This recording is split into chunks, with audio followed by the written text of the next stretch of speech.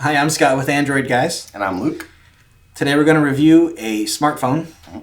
Luke, that is the NUU Mobile. The NUU Mobile G5. All right.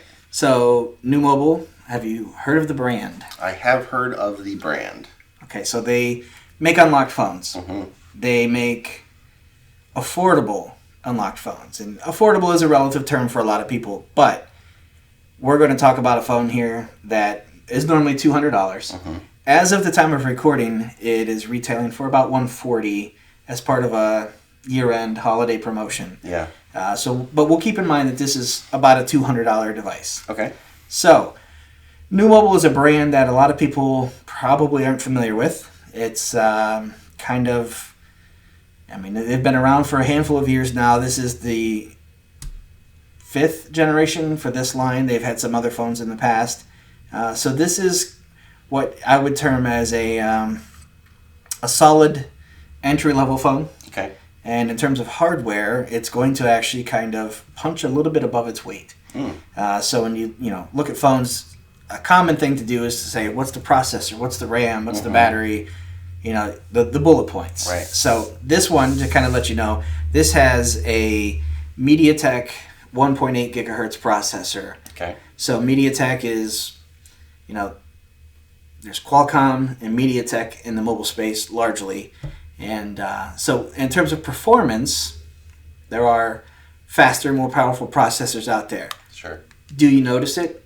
I submit that most people do not. Sure. So when you pair that type of processor with, in this case, 4 gigabytes of RAM, 64 gigabytes of storage, you can expand with a micro SD card. So by today's standards, it's kind of on the entry level. Sure.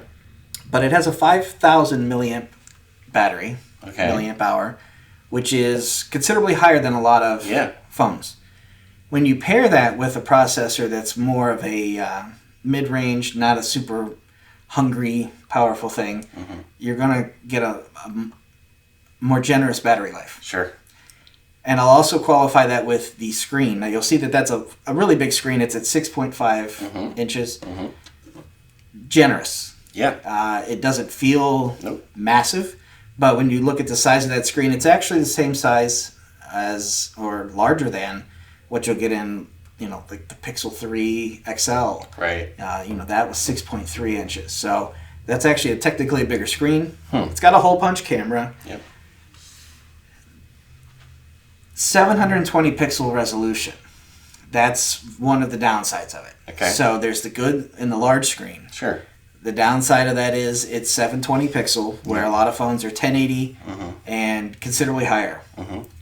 Does the average person know the difference or see the difference?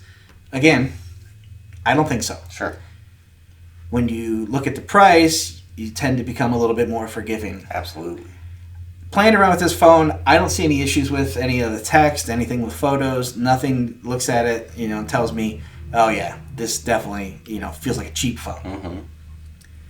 This is an unlocked device, so you could use that with AT&T or T-Mobile, any of their, MVNOs or prepaid brands. It'll work just fine for that.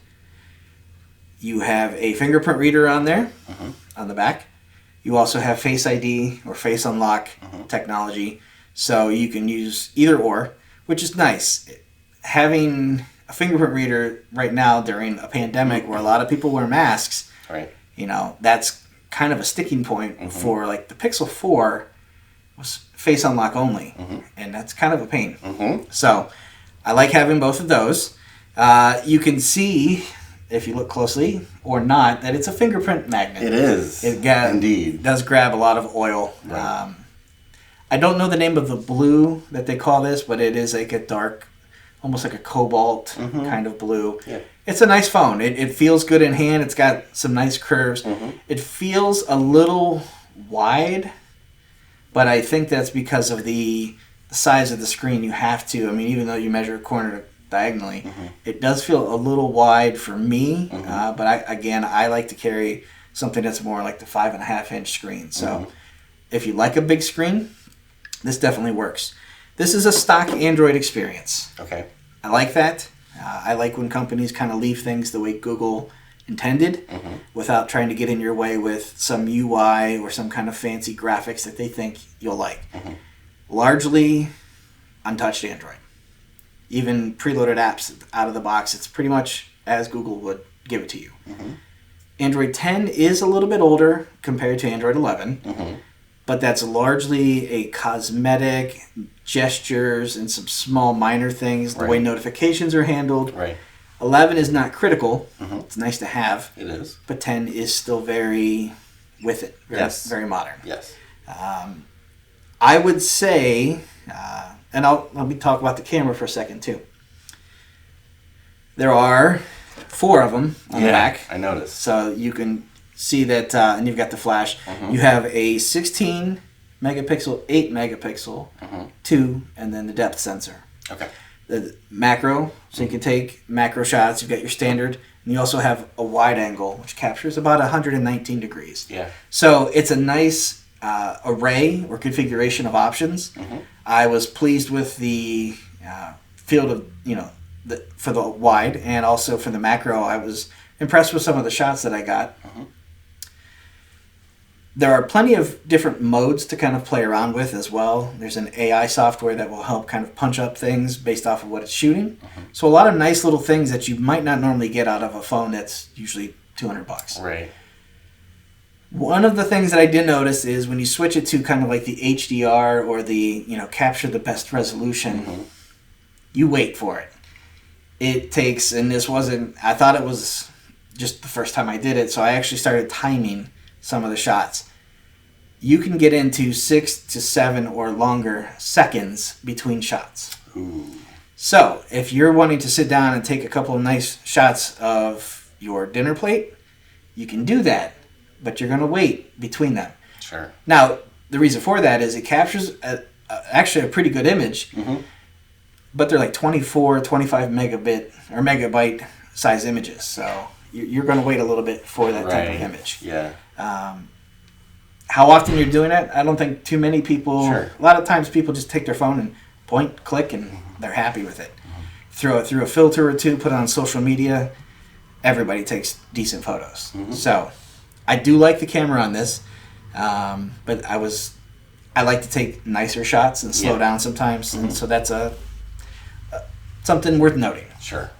The 720 pixel screen, I don't think, again, that's something that if I tell you, you know it, but if I hand it to you and give it to somebody and say, here, what do you think of this phone? Nobody's going to look at me and say, hey, the resolution on this isn't very good. Sure. So, fingerprint smudges, these are the types of quibbles that I'm kind of getting into nitpicky stuff. Right. So, I say all of that to tell you that this is a really good phone for $200. Right. It doesn't sound like you're sacrificing much for that price. No, and it plays in the sandbox with like the Moto G, some of the Nokia phones. That's where you're going to find the $200 price range.